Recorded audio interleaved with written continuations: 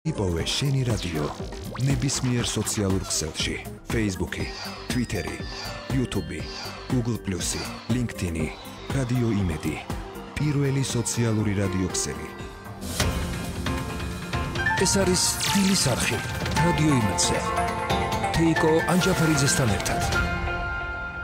მოგესალმებით დილამ მშვიდობისა, დღეს სამშაბათია და ტრადიციულად დილას ვიწყებთ ლევან ჯიქიასთან ერთად, ისტორიკოსი წარუდგენ კიდევ ერთხელ ჩვენს მსმენელებს, თქვენს თავს, ძალიან საინტერესო ნაშრომების ავტორი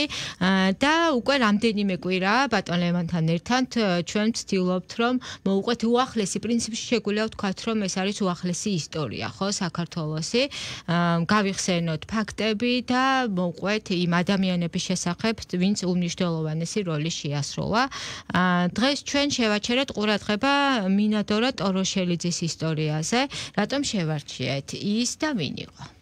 მოგესალმებით, მე ვსალმები რადიო მსმენელს, დიდი მადლობა მოწვევისთვის. მინადორა ტოროშელიძე ერთ-ერთი პირველი პარლამენტარი ქალი გახდათ, მას ძალიან საინტერესო ბიოგრაფია აქვს. ის გახდა სოციალ-დემოკრატი მენშევიკი, მისი მეუღლე მალაქია ტოროშელიძე კი იყო ბოლშევიკი და თუკი საქართველოს დემოკრატიული რესპუბლიკის არსებობის დროს მინადორა საპარლამენტო ცხოვრებას ეწეოდა, მისი მეუღლე ამ ხელისუფლების მიერ დაპატიმრებული იყო გარკვეული საქმიანობის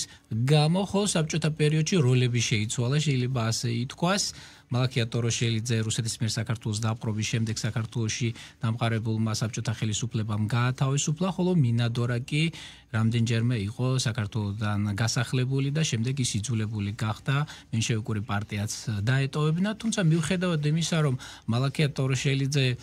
აქტიურ პოლიტიკურ საქმიანობას ეწეოდა საბჭოთა პერიოდში და შეიძლება ითქვას, რომ ლენინის, სტალინის ერთგული იყო პარტიის, მას მაინც საბჭოთა რეჟიმმა ეს არ დაუფასა და ის მე-20 საუკუნის 30-იან წლებში საბჭოთა რეპრესიის მსხვერპლი გახდა, ისევე როგორც მისი ორი ვაჟი და მეუღლე, რომელიც გადაასახლეს. მალაქია დახვრიტეს, მისი ორი ვაჟი დახვრიტეს, მინადორამ კი შეძლო 1950 წელს გადასახლებიდან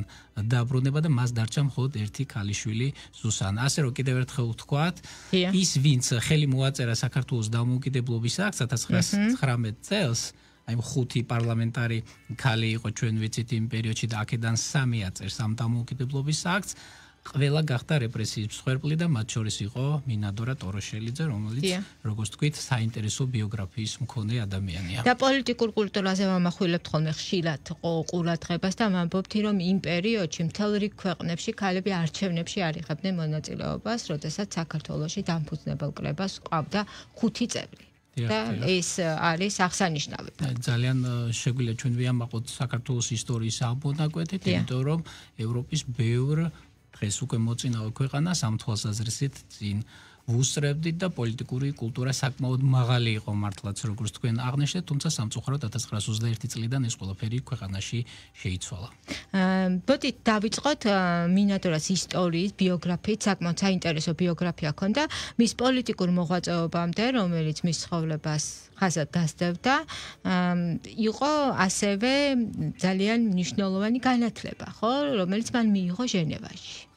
დიახ, უთხრათ რადიო მსმენელს, რომ მინადორა ორჯონიკიძე, ეს გახდათ ცნობილი ბოლშევიკი სერგო ორჯონიკიძის ახლო ნათესავი, დაიბადა 1879 წლის 1 მარტს ხარაგაულის მუნიციპალიტეტის სოფელ ღორეშაში. პირველ დაწყებითი განათლება მან ამ სოფლის სამრევლო სკოლაში მიიღო, 3 კლასი დაამთავრა იქ. შემდეგ უკვე მას უნდოდა სწავლის გაგრძელება ქუთაისში, თუმცა ოჯახი ფინანსურ სიტუხჭირეს განიცდიდა და მასწავლებლებმა თხოვეს მამამის ეფრემს, რომ იქნებ როგორმე ეს ბავშვი, რომელიც ძალიან ნიჭიერი იყო, გადაიყვანა ქუთაისში და მამამ გადაწყვიტა, რომ ისინი იყვნენ 6 და-ძმა, მას ხარდა 1 ძმა და 4 და მამამ გადაწყვიტა, რომ ის პროდუქტები, რომელსაც ბავშვები მოეხმარდნენ, გაეყიდა და ამითი გადაიყვანა ის ქუთაისში, რათა დაეწყოთ ამ ბავშვებს სწავლა და მართლაც ერთშვენიერ დღეს მამამ დაგვიძახავა, რომ ადექით გაიღვიძეთ, თორემ მატარებელი გაგვასწრებსო და აი ესე შეიტყო მინადორამ იმის შესახებ, რომ მამას ჰქონდა ეს გადაწყვეტილება მიღებული, თუმცა ქუთაისში რო ჩავიდნენ, აღმოჩნდა, რომ იქ საშუალო სკოლაში მიღება უკვე დამთავრებული იყო. და ამის გამო მინადორა და მისი და ტიროდნენ, მაგრამ იქ ერთმა მასწავლებელმა უთხრა მამამის, რომ იქნებ არ წაიყვანოთ უკან სოფელში ეს ბავშვები დატოვეთ აქ, ნახოთ, შევხედოთ, იქნებ დამატებით მიღება გამოცხადეს, ან იქნებ ვინმე არ მოვიდეს თავის დროზე და შეიძლება ეს ბავშვები ჩავსვათო მათ ნაცვლადო. მამა დაბრუნდა სოფელში, იქ უქირავა ქუთაისში მათ ერთი ოთახი, იქ დატოვა ეს ბავშვები, თვითონ სოფელში დაბრუნდა და 2 კვირის განმავლობაში მინადორა თავის მოგონებებში, რომელიც საბჭოთა წარსულის სკოლის ლაბორატორიამ გამოაქვეყნა, წერს, რომ 2 კვირის განმავლობაში დავდიოდითო სკოლაში, თუმცა უარით გვისტუმრებდნენო, თუმცა 2 კვირის თავზე გითხრეს, რომ უკვე მიღებულები ხართო და აი ესე დაიწყო მან სწავლა ქუთაისის სკოლაში, თუმცა მისი და მალე გარდაიცვალა, გაცივდა თურმე, ფილტვების ანთებით გარდაიცვალა და მარტო დარჩა. კარგად სწავლობდა და ერთხელ მამამისის წერილი მიიღო, შენ უკვე დიდი გოგო ხარ, მალე მე-5 კლასში გადახვალ, მე ყველაფრის უფლებას გაძლევ, იარო პარკში, იარო თეატრში და ასე შემდეგ, მაგრამ თუ ამორალური რამე შეგემთხვევა, იცოდე მე თავს მოვიკლაო და ის მოგონებებში წერს, რომ მე ვიცოდიო მამის სიტყვები რას ნიშნავდა, ის უბრალოდ სიტყვებს არ ისროდაო და ამიტომ მთელი ცხოვრება მახსოვდაო ეს სიტყვები. მან წარმატებით დაასრულა ქუთაისში სწავლა, შემდეგ ის ემზადებოდა რუსეთში ასასულად, რათა იგაეგრძელებინა სწავლა სამედიცინო ფაკულტეტზე და ამ დროს მას ეწვია მეცნათესავი ლადო მესხიშვილი, ცნობილი მსახიობი და თხოვა, რომ სანამ წახვალ რუსეთში სასწავლებლად, იქნებ თეატრში ჩვენთან ერთად ითამაშო. საკმაოდ რთული ვითარება იყო, იმიტომ რომ იმ დროს ქალები არ ღებულობდნენ სპექტაკლში მონაწილეობას, იმიტომ რომ მამები შვილებს უკრძალავდნენ ამას, ძმები დებს, ქმრები ცოლებს და ასე შემდეგ, ასე რომ არც ერთი განათლებული ქალი თურმე სპექტაკლში თამაშზე თანხმობას არ აცხადებდა და ამის გამო სპექტაკლები ხშირ შემთხვევაში იშლებოდა და ლადომ თხოვა, რომ იქნებ შენ გახდე მაგალითი, რომ შეიძლება ქალმაც ითამაშოს სპექტაკლი და დიდი ხვეწნის შემდეგ დათანხმდა ის ლადო მესხიშვილს, მართლაც გადადო დროებით რუსეთში სასწავლებლად წასვლა, ითამაშა სპექტაკლში და საკმაოდ წარმატებითაც, როგორც თვითონ წერს, ლადო კმაყოფილი იყო მისი სამსახიობო ნიჭი და მისი თამაშით და ერთ დღეს ლადომ უთხრა, რომ შენ უკვე საქმე გააკეთე, რადგანაც მე უკვე რამდენიმე განცხადება მომევიდა, ქალები უკვე თანახმა არიან ითამაშონ სპექტაკლში. ასე რომ ერთ-ერთი პირველი მსახიობი ქალი არის მინადორა ტოროშელიძე. არ არის ფართოდ ცნობილი ფაქტი და ძალიან დიდი მადლობა, რომ კიდევ ერთხელ მოგვიყევით ეს ამბავი. და აი ამის შემდეგ სანამ ის რუსეთში წავიდოდა, მანამდე თურმე მათ ოჯახს ეწვია ცნობილი მეცნიერი მიხაკო წერეთელი, რომელიც მათი ნათესავი იყო და როდესაც მას გაანდო თავისი გადაწყვეტილების შესახებ, მიხაკომ თურმე ურჩია, რომ რუსეთში წასვლა და იქ უნივერსიტეტში ჩარეცხვა საკმაოდ რთული იქნებოდა, რადგან მაღალი კონკურსი იყო, ამიტომ მან ურჩია იქნებ წამოხვიდე შვეიცარიაში, ჟენევაში, ფრანგულს ფლობ რაღაც დონეზე, კიდევ იმეცადინებ და იქ უფრო ადვილად მოეწყობიო და ასე შეცვალა მან გადაწყვეტილება და თავის ოჯახის წევრებს აცნობა ამის შესახებ და მათაც მხარი დაუჭირეს, ბათუმამდე მიაცილეს და გემით გაემგზავრა ის ბათუმიდან ოდესაში ჩავიდა. რამდენი წლის იყო მაშინ? ძალიან ახალგაზრდა იყო, აი როგორც კი დაამთავრა ქუთაისში სწავლა, მალევე მიემგზავრება ის. ძალიან ახალგაზრდა არის, 20 წლამდე არის ამ დროს, 20 წლის არც არის. და ოდესაში მან მონახა რამდენიმე ქართველი სტუდენტი, რომლებმაც თავისუფლად დააკავშირეს ის ერთ პიროვნებას, რომელიც მიემგზავრებოდა შვეიცარიაში, მას გააყოლეს, ჯერ შეიარეს ავსტრიაში, ვენა დაათვალიერა, რომელმაც ძალიან დიდი შთაბეჭდილება მოახდინა მასზე და შემდეგ ასე აღმოჩნდა ის ჟენევაში, პანსიონში განთავსდა, იმეცადინა ფრანგული და უკვე იმ დონეზე ფლობდა ფრანგულს, რომ შეეძლო ლექციების თავისუფლად მოსმენა და ასე ჩაირიცხა ჟენევის უნივერსიტეტში სამედიცინო ფაკულტეტზე. რატო აირჩია სამედიცინო ფაკულტეტი? თუ არის მის მოგონებებში ამაზე ის არ საუბრობს, მაგრამ თვითონ რომ მიიღო ეს გადაწყვეტილება რუსეთშიც რო აპირებდა სასწავლებად წასვლას, იქაც სამედიცინოზე აპირებდა წასვლა, შვეიცარიაშიც სამედიცინო სპეციალობა აირჩია, ასევე როდესაც დაამთავრა შვეიცარიაში სწავლა, შემდეგ ისევ აპირებდა რუსეთში სწავლას, თუმცა ლენინგრადის ნაცვლად თავი ამოყო ხარკოვში, სადაც ასევე სამედიცინო განხრით გააგრძელა სწავლა და შემდეგში მთელი ცხოვრებაც პარალელურად პოლიტიკური საქმიანობისა ის სამედიცინო საქმიანობასაც ეწევა და როგორც ჩანს ძალიან უყვარდა ეს სფერო, თუმცა ამაზე ის მოგონებებში როგორც ესეთი არ საუბრობს. და ჟენევაში დაქორწინდა მის მალაქია გიორგის ძე ტოროშელიძეზე. დიახ, რა ვიცით აი ამ მალაქია ტოროშელიძეც ჟენევაში სწავლობდა ისტორია იურიდიულ ფაკულტეტზე, ეს ქორწინება შედგა 1906 წელს და მათ შეძინათ 3 შვილი, 2 ვაჟი და 1 ქალიშვილი და ძალიან საინტერესოა ის, რომ როდესაც სოციალ-დემოკრატიულ პარტიაში მოხდა განხეთქილება და ბოლშევიკებად და მენშევიკებად გაიყვნენ ისინი, აღმოჩნდა რომ მალაქია ტოროშელიძე გახდა ბოლშევიკი, ხოლო მინადორა ტოროშელიძე მენშევიკი, თუმცა მათი ქალიშვილი სუსანა იგონებს, რომ ამის გამო ოჯახში არასდროს კონფლიქტი არ ყოფილა. როგორც ჩანს, ერთმანეთის შეხედულებებს ისინი პატივს სცემდნენ. და ასე რომ ეს კონფლიქტის თემა ოჯახში როგორც ესეთი არ ყოფილა და მიუხედავად იმისა, რომ აი საქართველოს დემოკრატიული რესპუბლიკის არსებობის დროს მინადორა ტოროშელიძე საპარლამენტო ცხოვრებას ეწეოდა და როგორც ვთქვით 1919 წლის 12 მარტს საქართველოს დამოუკიდებლობის აქციის ხელს აწერს, მისი მეუღლე ამ დროს არის დაპატიმრებული საქართველოს დემოკრატიული რესპუბლიკის ხელისუფლების მიერ და უკვე როდესაც 1921 წელს რუსეთმა დაიპყრო საქართველოს, შეიძლება ითქვას, რომ ერთგვარად როლები შეიცვალა, მალაქია გაათავისუფლეს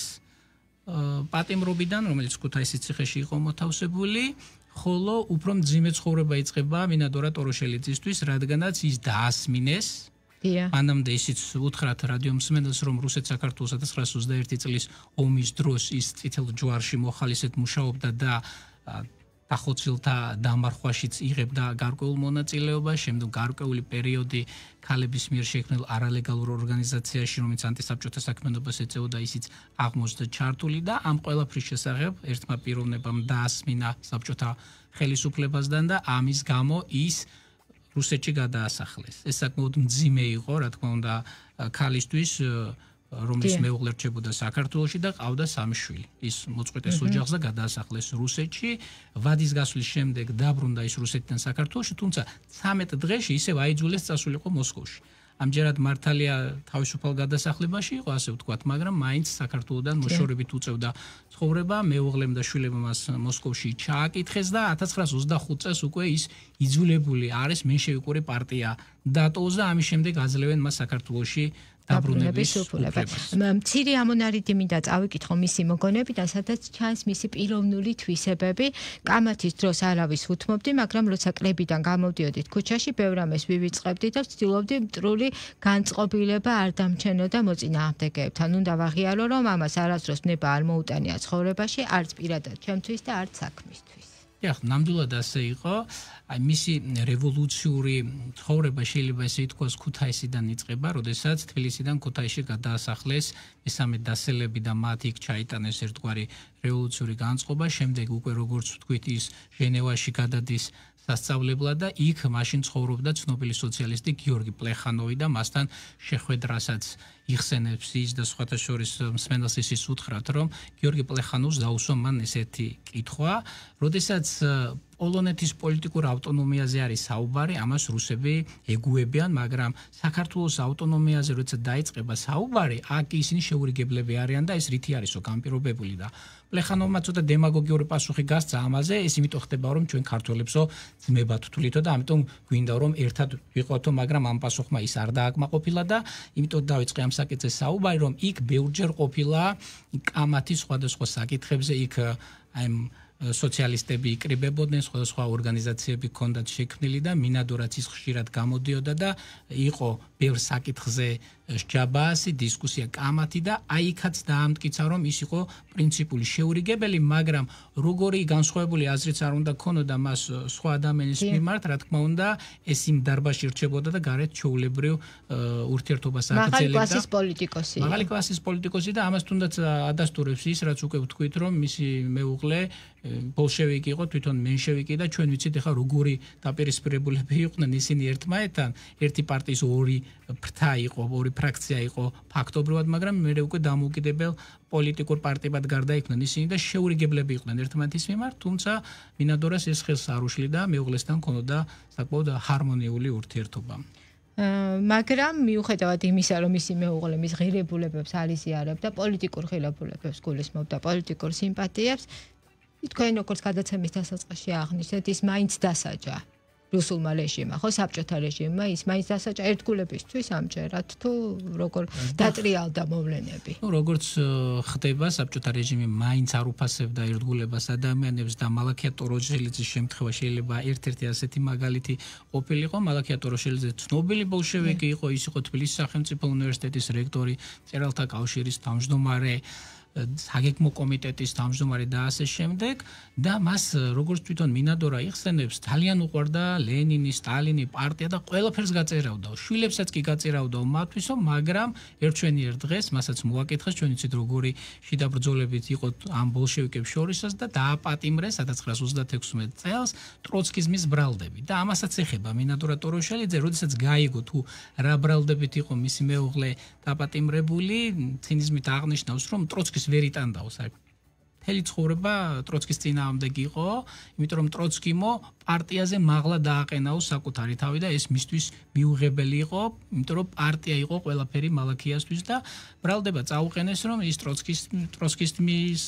მიმდევარი იყო, რაღაც დივერსიულ ტერაქტებს ამზადებდა და პირველ ყოვლისა თითქოს ლავრენტი ბერიას წინააღმდეგ და ის მიუხედავად იმისა, რომ მას ჰქონდა გარკვეული ინფორმაცია, მან არაფერი არ გააკეთაო იმ დივერსიული აქტების წინააღმდეგ, რომელიც იგეგმებოდაო ნავთობის მოპოვებაშიო, მოლიბდენის მოპოვებაშიო, ბორჯომის ელექტროსადგურის მშენებლობაშიო, დუშეთის შემოვლითი გზის მშენებლობაში და ასე ეს იყო აბსურდული ბრალდებები და სხვათა შორის ამ ტროცკისთან დაკავშირებით ერთი ისტორია მინდა გავიხსენო, რომელზეც ჩვენ წინა გადაცემაში ვსაუბრობდით სერგი გორგაძის მოგონებებზე და იქ არის ერთი ძალიან საინტერესო პასაჟი ამ საკითხთან დაკავშირებით. დააპატიმრეს ტროცკიზის ბრალდებით ერთი 17-18 წლის ახალგაზრდა ბიჭი, რომელიც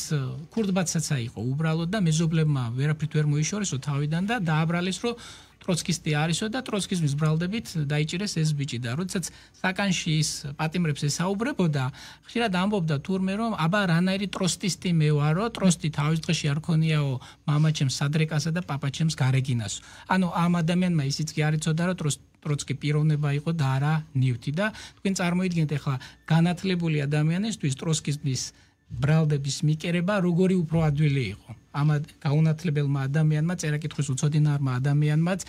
აი ვერ აღიქვა ეს ტროცკი პიროვნება იყო თუ რაიმე ნივთი და შეცდომით ამბობდა მის სახელსაც და ეხლა მალაქიასთან დაკავშირებით უფრო ადვილი იყო ამ იარლიყის მიკერება, განათლებული ადამიანი იყო, ჰქონდა ურთიერთობა სტალინთან და ბევრ ცნობილ ადამიანთან და